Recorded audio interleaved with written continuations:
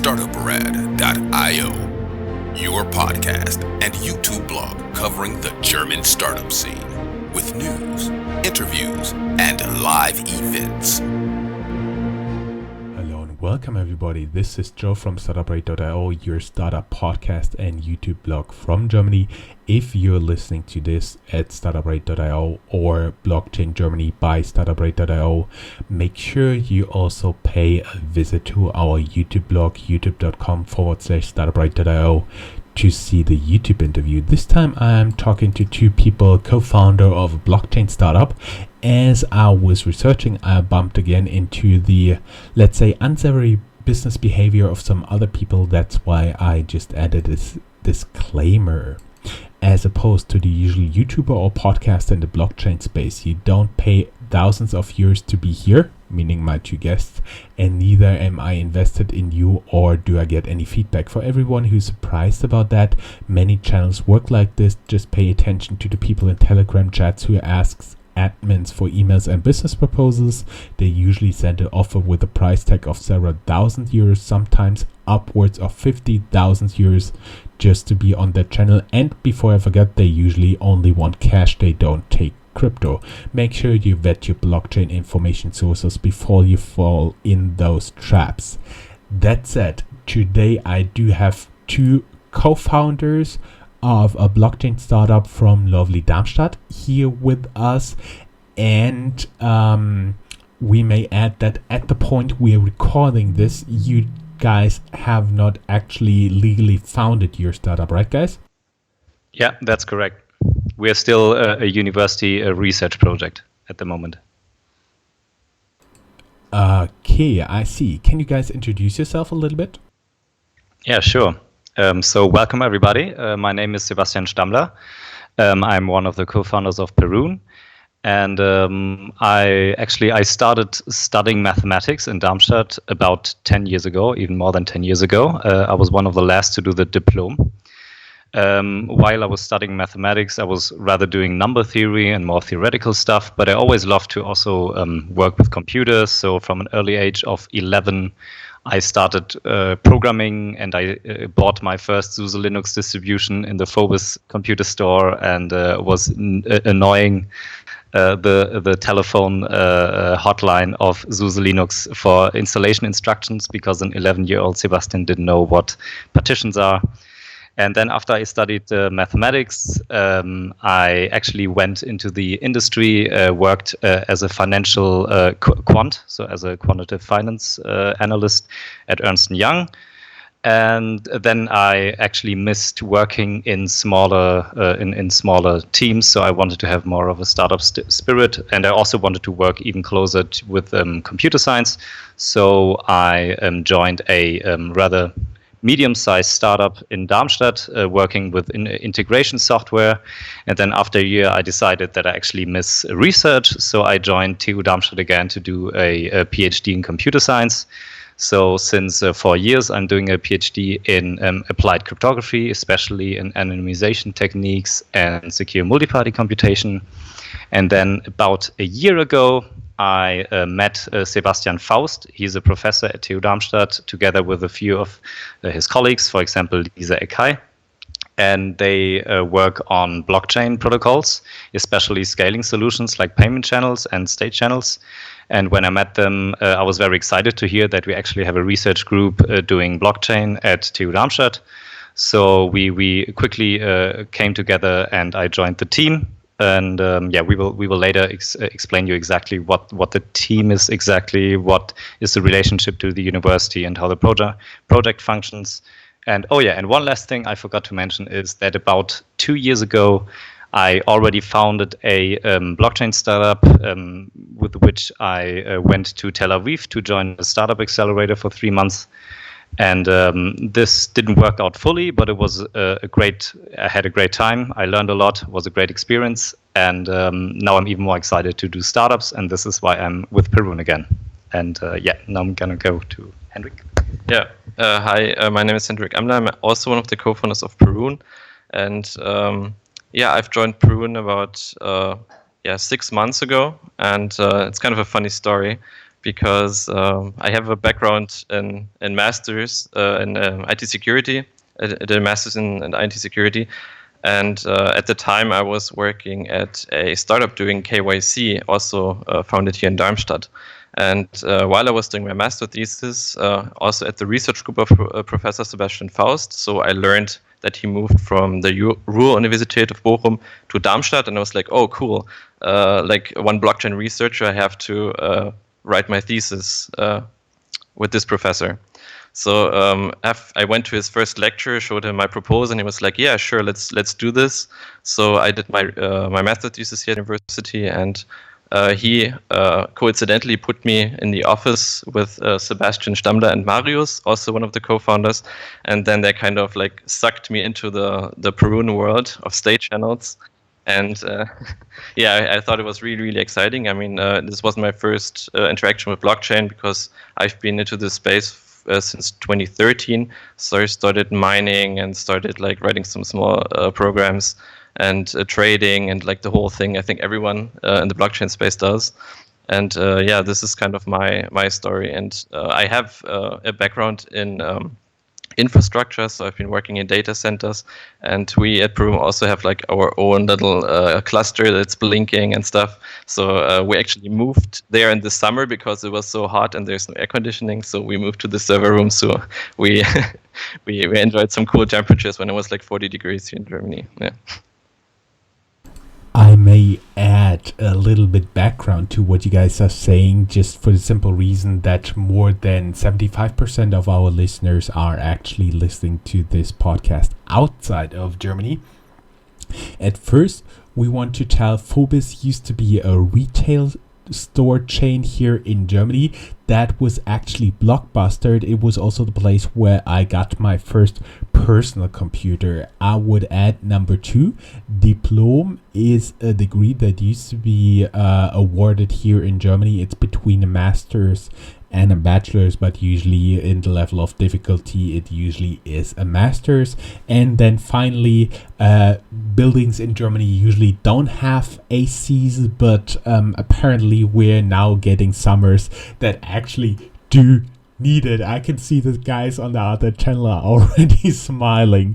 So can you tell us a little bit about how your idea developed and what market are you actually working on with your future startup?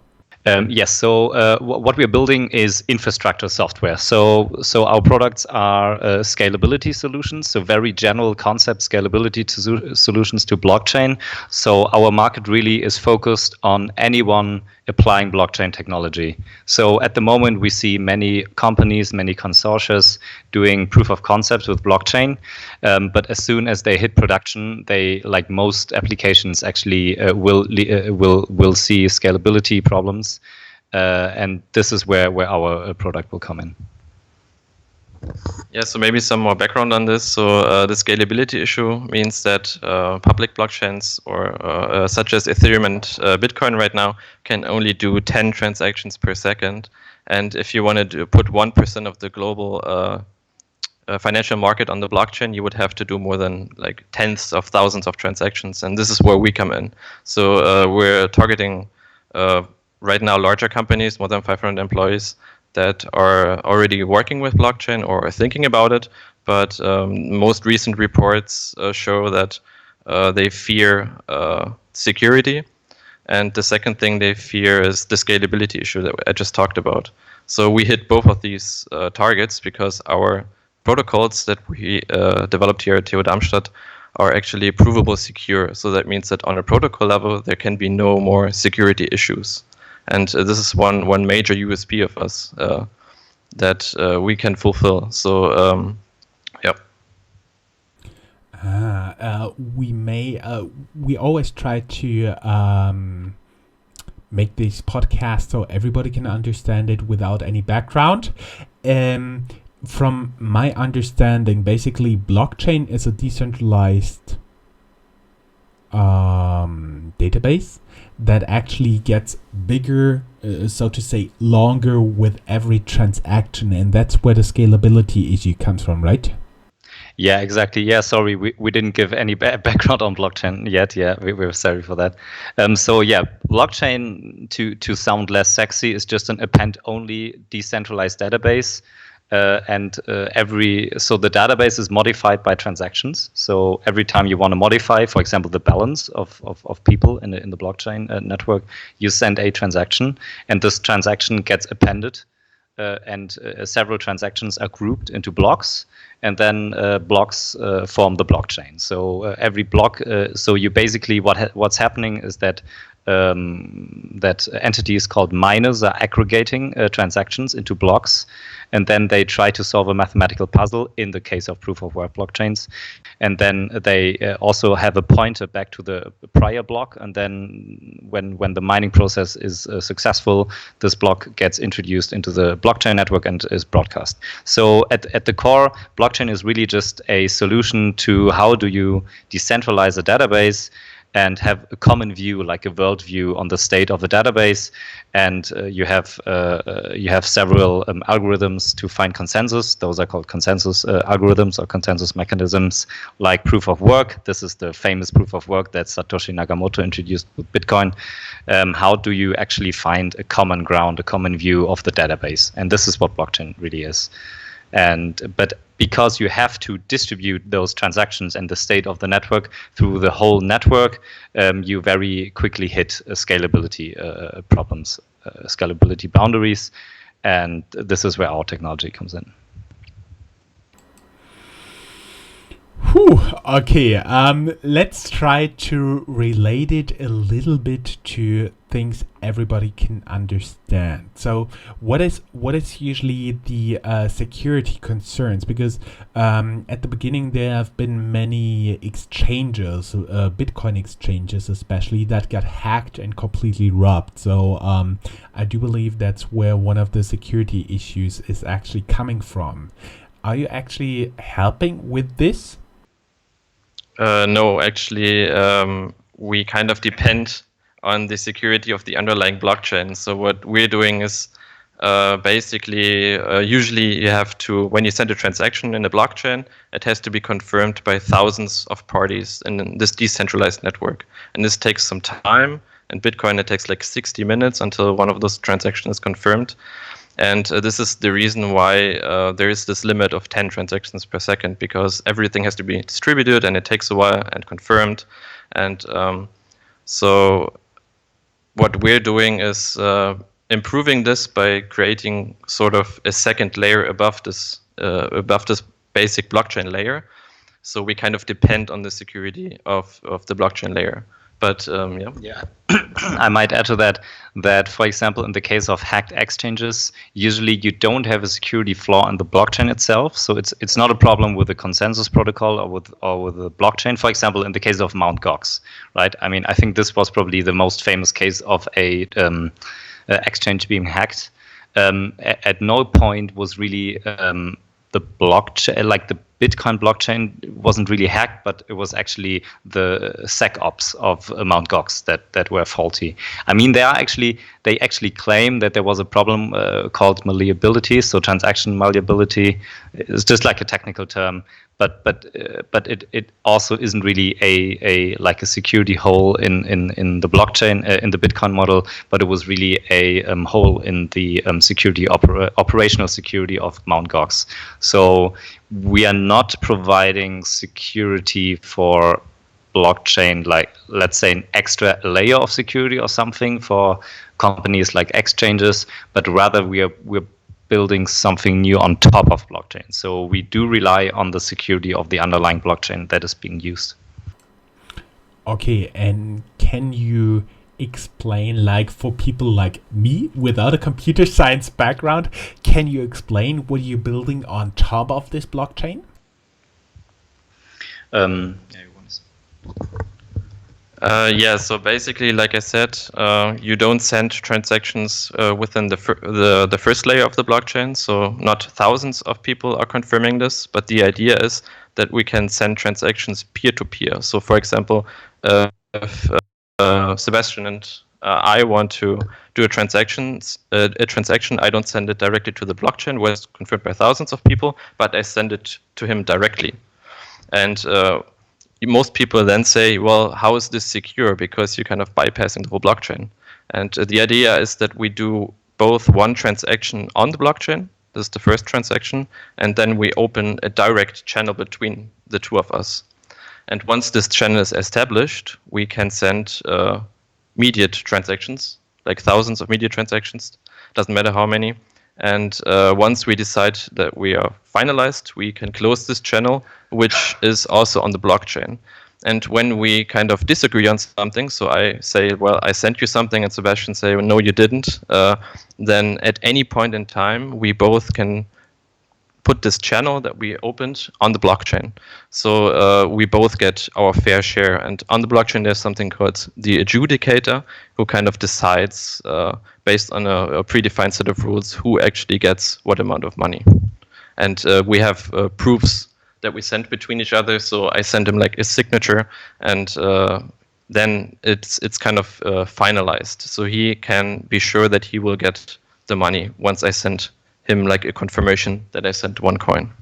Yeah, so just to add to that, so the whole idea of going off-chain, of doing a second layer on the blockchain, is that instead of having every single transaction confirmed by the whole network, you block a certain amount. So this is like we both enter a contract, and within this contract, so I really thinking in terms of legal contracts, we might lock up some money, and the contract says, okay, we deposit say 10,000 euros in a bank account, and the contract says this is now locked, and we can between each other with cryptographic means can work with those 10,000 euros, and then we can send each other cryptographically signed transactions that modify how those money is distributed between each other.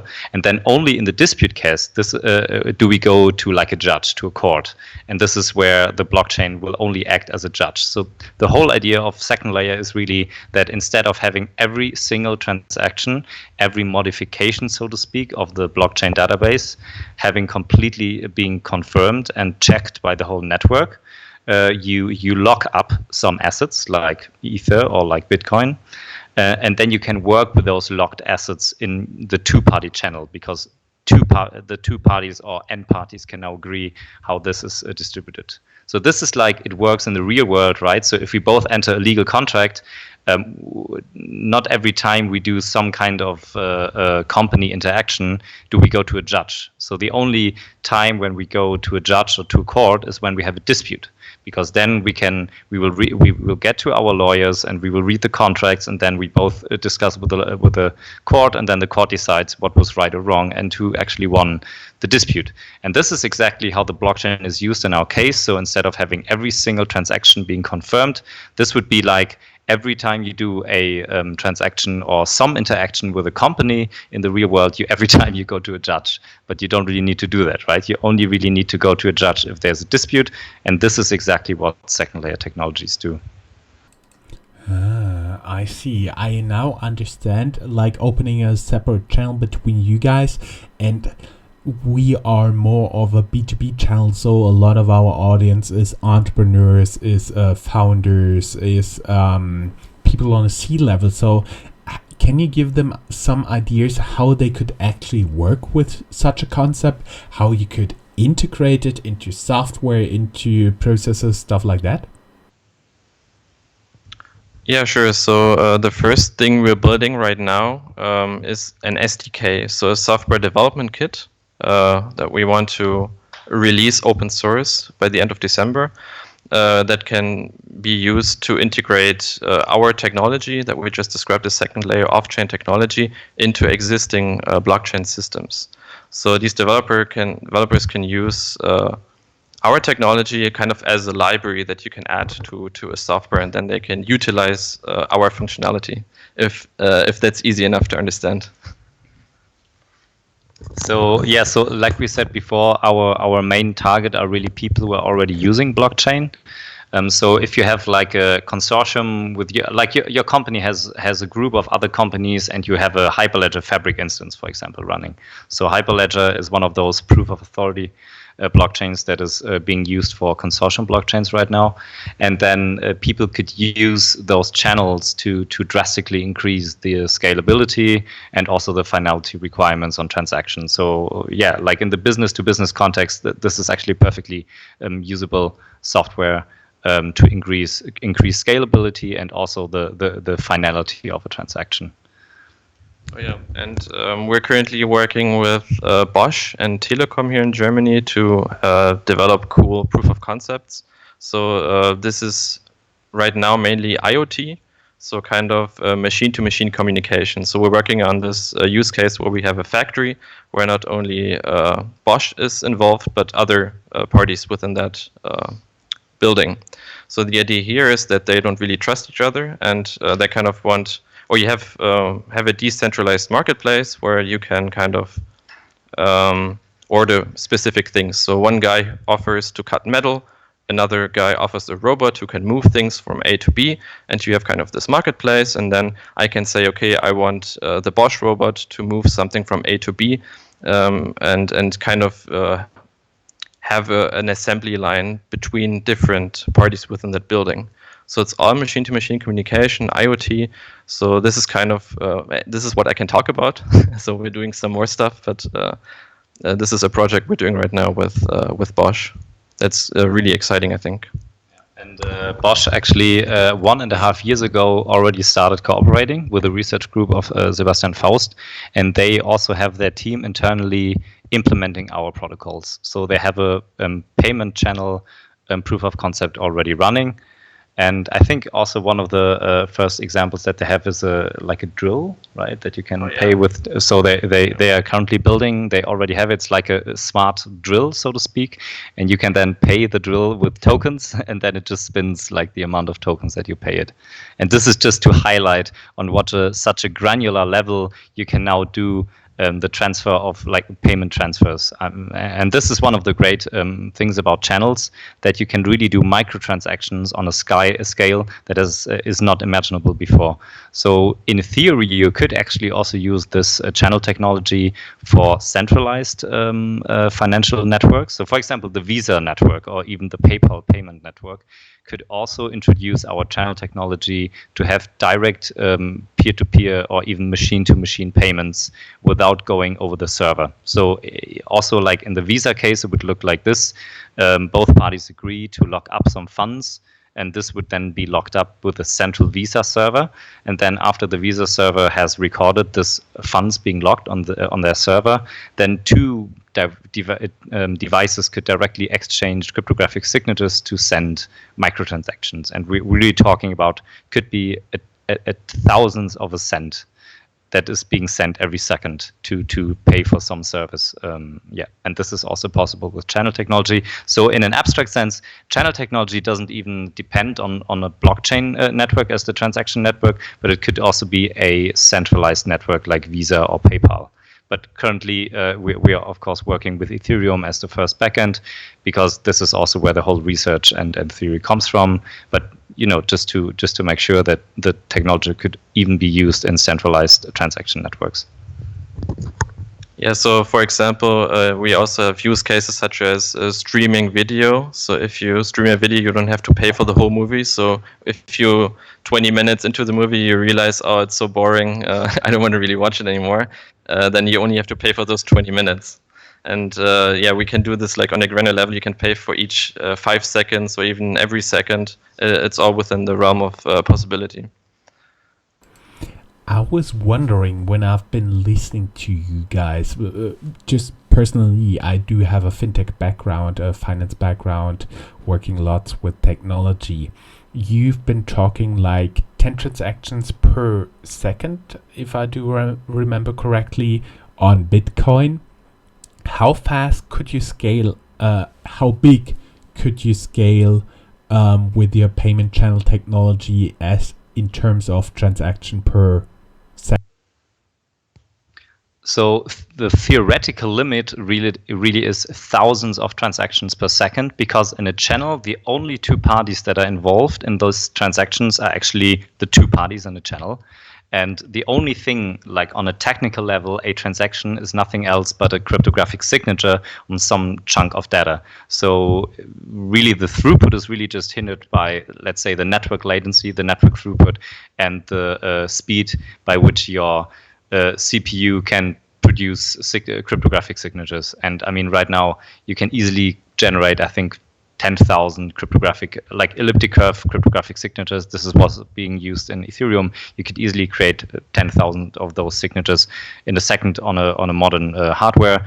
And then probably your bottleneck is actually going to be the network latency, network throughput. So this is really what limits the technology, like the very bare network throughput and CPU throughput. I see. And with the right hardware, you can even get faster than 10,000 times? I guess if you have like a very strong network connection, like a 10 or 100 gigabit per second network connection, I guess you could even do that. But then the question comes up where you need so many in a single channel, because this is very important to note. We're not talking about transaction throughput of the whole network, but between only two people, right? Because in our channels, you basically have a fixed amount of people. I mean, usually in a payment channel, 2 people, and then within that channel, you can transact as many transactions as possible. So if you think about the whole network, it scales even way higher, right? Because it's really only between 2 people where you can reach, say, 10,000 transactions per second, but in the whole network, it can be even like more. Like you can multiply it by the number of channels. I see. And the next question is, of course, is there a theoretical or practical limit on the number of channels you can have?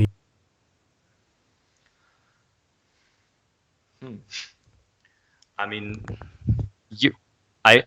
so the thing is, channels itself become impractical if when we're talking about ledger channels is what is directly being funded by the blockchain or by the network. Then I mean it really is just so there are no theoretical limits really. I mean basically everyone could open a channel with everyone else, but then you have a practical let's say you have a usability limit because you have to lock up funds. And imagine you have like 1,000 customers and you have to lock up funds with each customer, then you actually have a liquidity problem because you don't have enough funds to lock up. So I think they're not really theoretical limits on the let's say theory of it, on the technology, but it's rather a liquidity problem which you run when you work with channels. I see. And are you also working with some models like trustees or something that actually those can a little bit work with the money so that you don't have to commit like 100% but only like margins like you do in terms of Eurex transactions derivatives? Yeah, very, very good question, because we're actually having active research right now. So maybe this is a good point to give a bit of background on the whole project, because as we said before, right now the company is not founded yet, but it is still a research project within the Technical University Darmstadt, also in cooperation with the University of Warsaw. And the 2 professors, Sebastian Faust and Stefan Jambowski, those are the co-inventors of the whole Perun protocols. And they have several PhDs working on all kinds of new technology and protocols that concern off-chain solutions for blockchains, like payment channels, state channels, and also something completely else like plasma chains, which are called commit chains. But I'm not going to go into details here yet. So I'm just giving this background to say that right now Perun is a huge group of researchers doing active research in many fields, and one of the fields we are doing research in right now is really having only partially funded, partially collateralized channels to build channel networks, because this is actually one of the when it gets really interesting, our technology, because you can have 2 people having a channel funded by the blockchain, and then you can build complete networks with those channels. This is also what Lightning on Bitcoin is doing. So maybe one of the listeners are familiar with a Bitcoin Lightning network.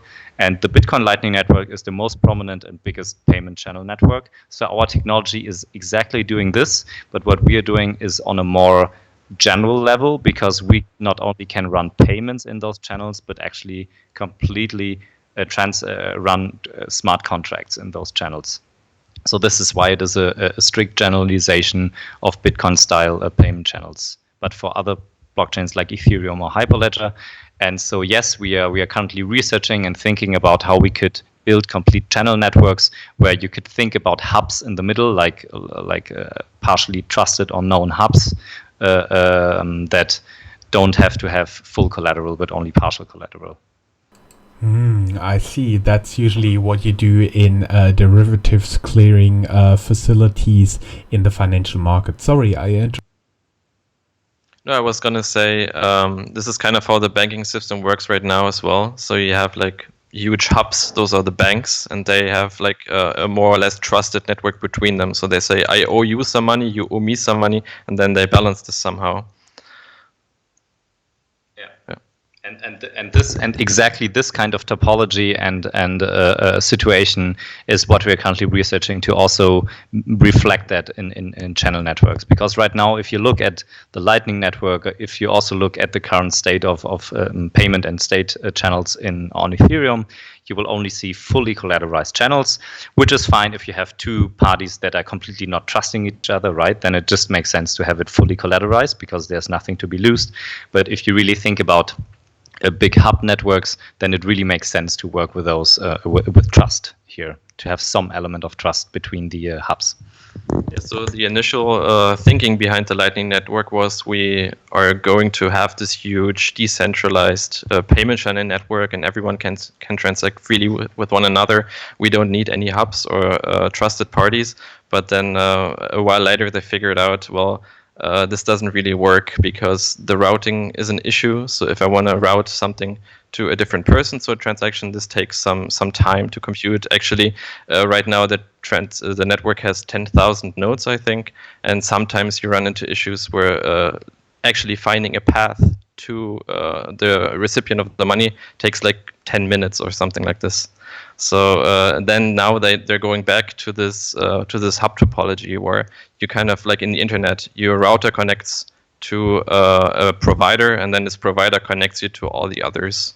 And because it would be infeasible for the internet to be fully decentralized, because it wouldn't be there wouldn't be much performance. You would have to wait like a few minutes to open a web page, probably. I see. And everybody can tell we're touching on very cutting edge technology and forward-looking stuff here. Everybody who'd like to learn more, go down here in the show notes. There is a link to the LinkedIn profiles of the two guys I've been just talking with, as well as to the website of Perun Networks. And I hope you guys also give me the link to all the research you've just quoted, and I'll also put it in the show notes wherever you're watching this video or listening to the audio track. Go down here in the show notes. There's a link to our website Startuprad.io, and then a little bit text. That's our blog, and the specific blog where you can find all the show note links. Hendrik, Sebastian, it was just a pleasure having you here. Thank you very much. Yeah, thanks a lot. It was really a great pleasure talking to you, and I hope we could really give you an insight about the current state of off-chain networks, state channel networks. And if you build a blockchain network and you hit scalability problems, call us. Yeah, thank you so much for the interview. If you're interested in our technology, you can just reach out to us, and we're looking forward to your feedback. Thank you very much. It was my pleasure. Bye, guys. Bye-bye. Bye-bye. That's all, folks. Find more news, streams, events, and interviews at www.startuprad.io.